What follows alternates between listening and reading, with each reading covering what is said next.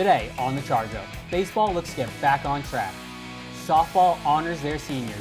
Women's lacrosse looks to extend their winning streak, and we'll pick our stars of the week. It's all going down on the Charge Up.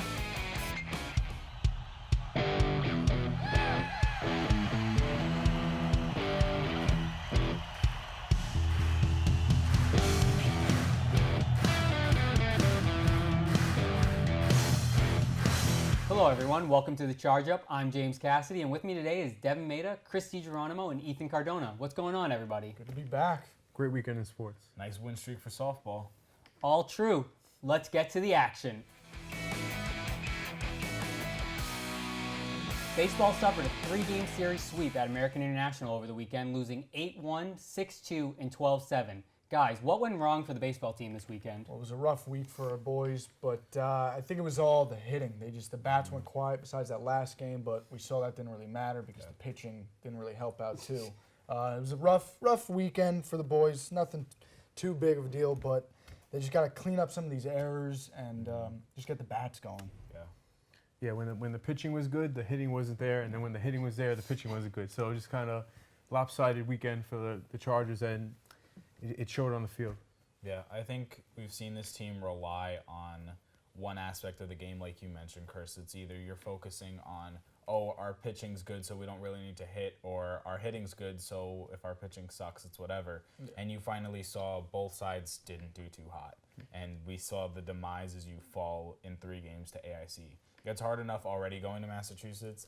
It's a long drive from here, and then you go out of it and winless. It doesn't look good, and it's just weird. We're not used to seeing this. We're not used to seeing this out of our baseball team. Yeah. They're sub 500 in the conference and overall, and it's just. Yeah, we're seeing the inconsistency finally taking shape, and it's showing on the record. I mean, it's not the end all be all. I mean, we're used to this 39-win team from last year with these all-stars essentially between David Palmer. Joe Keiko, they lost, was their big bat.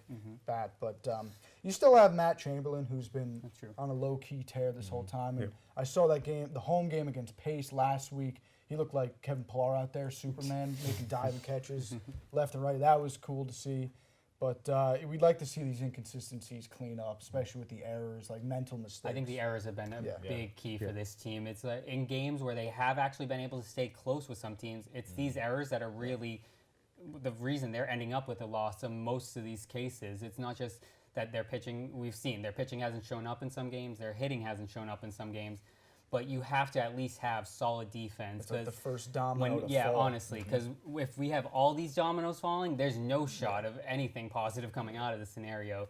So we got to just see some work going in on the defensive side of the ball, honestly. Yeah. And then hopefully those kind of things, getting those solid things down, will translate into the hitting and pitching. Boost their confidence and then slowly get the bats going back again. Yeah, but you guys mentioned last year's team, but I don't think it's fair to compare last year's team to this year because it's a completely different team with different players. We have a lot of freshmen on this team, so I think we have to give them time to develop their own chemistry, and then once they develop that, I think then they'll become what they were last year. Once all these guys get experience and get accustomed to the college game, because we have freshman pitchers, freshman hitters. So, once they get accustomed to it, I think we'll see them be more successful in the future. Yeah, and we've seen the lineup being changed constantly from game to game, so it's hard to get that cohesion and chemistry like you talk about. Yes. Yeah, but there's a lot of depth too, so we have the ability to mix and match. But it's just a good problem finding that finding that right Coach equation. Solano's going to have his hands full to try to get the right chemistry going. Yeah, so great point, Chris. Yeah, so once that happens, I think we should see better results here. Very true. Baseball will look to get a win Tuesday as they take on crosstown rival Southern Connecticut State. First pitch is set for 3:30 p.m. Softball honored their seniors with a 4-game series sweep of American International. Guys, what do we see from the Chargers this last weekend? So a lot of offense and some great pitching. So it's a great combination of both, and obviously you got the sweep, so it's a great weekend for the Chargers. Yeah, the bats. You saw the bats come alive, especially on day 2 of this 4-game series. The first game on Sunday, they ruled them in 5 innings, 10-0. They go out the next game, it's 9-3. It's a victory. But you really saw the night before. It was a very low-scoring game, and something you saw coming in, the Chargers have been going absolutely incredible. They've been going off, and AIC is one of the lower teams in the division. I really thought we were going to see a run rule in day one, but it was still a solid game. They maintained it. A few errors, but they got through it, and day two was a lot better. Honestly, I think we saw the most complete showing from this softball team on the second day of this back-to-back doubleheaders. Honestly, we saw great pitching from Fitzmaurice, Butts, Iodice. All of them have found kind of their groove at this point in the season, and they each kind of found their role in the pitching staff, which I think is humongous for this team going forward. And then to go along with it, the bats finally kind of came alive for this softball team. We've seen the potential in a lot of these hitters throughout the year. They've had some good games, and they would go quiet for a while. And I think we finally saw them all kind of get on track on a couple of games in a row there and kind of really show the offensive potential for the team. I mean, like you said, the pitching rotation has been phenomenal, and everyone has their role. I mean, you have two great starters in Megan Butts and Ava Fitzmaurice, who has 14 wins now, which is tied for second in the NE10, which is ridiculous. I figured she was first, but we'll get there. She's on track to get there. And Maya Iodice has been phenomenal out of the pen. She's been she's been like the closer for this team. Anytime any one of the starters struggles, she comes in and is lights out. She's perfect coming out of the pen. Yeah, I think you've noticed, or at least I've noticed throughout this weekend watching these 4 games, you see kind of, it looks like Ava's going to start game 1, Meg's going to start game 2, and then you rely on Maya to come out of the bullpen in both games. So like you mentioned, it's great that now we basically have someone we know is going to come out of the bullpen. You know, we only have a three-player rotation, so if someone struggles, you need the other 2 to step up, especially when you get into a game 2, because Ava, you almost expect her to throw a complete game. So when she does, you don't really want to throw her in game 2, save her arm, because normally you're going to play one day and then you're going to play either the next day or 2 days later. So I think we're seeing finally, like you both mentioned, the real depth that's coming out of the bullpen and out of the starting pitching as well. Yeah, and one player that I said earlier in the season that like hasn't really reached her potential yet was Sierra Whitlock, and she's been on a tear. The last few games she went. I just saw on Sunday alone she went 6 for 7, had 3 RBIs. I'm sorry, 5 runs, 1 RBI, and 1 stolen base. So she's been on a tear, and it's just great to watch her at the top of the lineup getting on base and scoring runs. Yeah, I saw in Game 4 the top 4 hitters of the Chargers combined for 9 hits, which is ridiculous, and that's what you want from your 1, 2, 3, and 4 batters. Yeah, you saw in that in the 10-0 win, you know, calling that game. It was the 3rd inning, and Sierra was at her 3rd at bat. So you just saw that, and it's not like she was flying out; like she was getting on base, making contact. You saw, making contact. All the players were making good contact. Day 1 didn't really show it. You saw a lot of them. They were hitting good hits to center field. It just happened to be right at the center fielder. But they were still really good hits that on other teams would go over their heads and would be extra base hits. So the hittings definitely came alive, even though it was very low scoring on Saturday. Well, let's hope the softball team continues this 9-game win streak. Softball will return to action Wednesday when they take on Adelphi. First pitch is set for 2 p.m. Women's lacrosse won in dominant fashion Saturday as they defeated St. Michael's 20-6, extending their winning streak to 4 games. Guys, what was the biggest factor in the win? The offense. Offense was a big factor. I mean, including defense too. I had the luxury of calling this game on the video streams, which was a pretty cool experience. Not gonna lie. But they had 4 players with 2 or more goals, which is ridiculous. Once again, and of course Mackenzie Ray, who's just ridiculous. She's not fair. She's like a cheat code out there. She's got a 99 overall. If this was Madden or 2K. Another 7 goals. I mean, she makes, watching her, it was ridiculous. She makes it look easy and effortless scoring goals, whether she powers her way through and gets a goal unassisted or gets a nice facilitated pass from Nolan or Julia Jetty. She's just ridiculous, and it's fun to watch.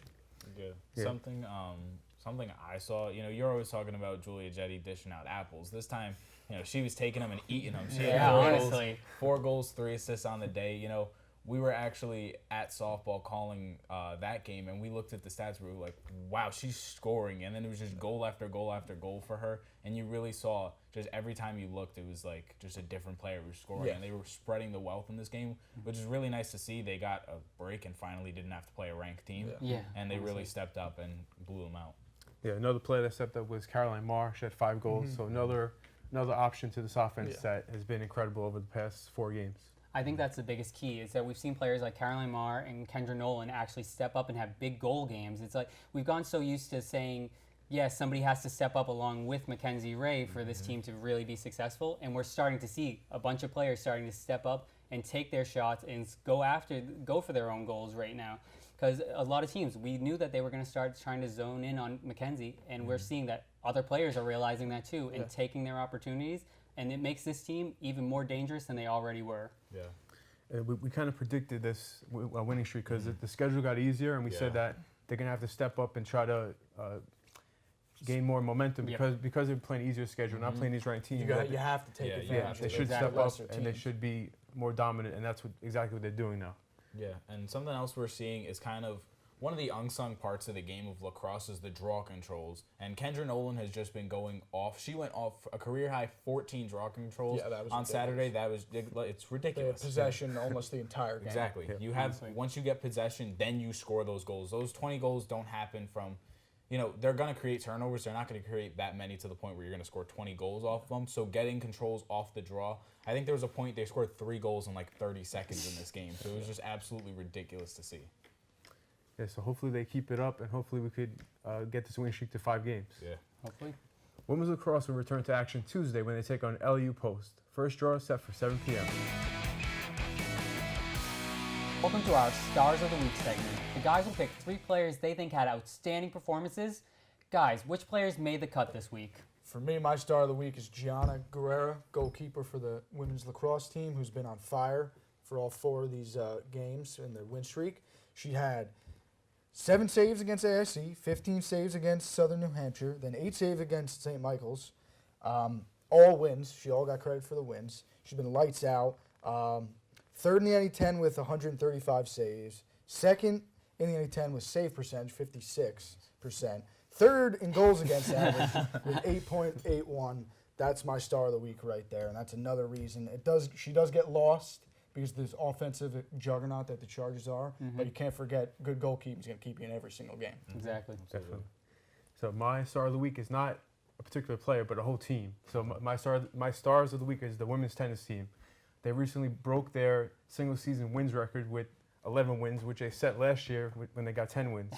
So it's just a great way to keep the momentum going with this young team, and hopefully next year they could get 12 wins and keep breaking records year after year. Exactly. So I'm excited to see them develop over time. Nice. My star of the week comes from softball.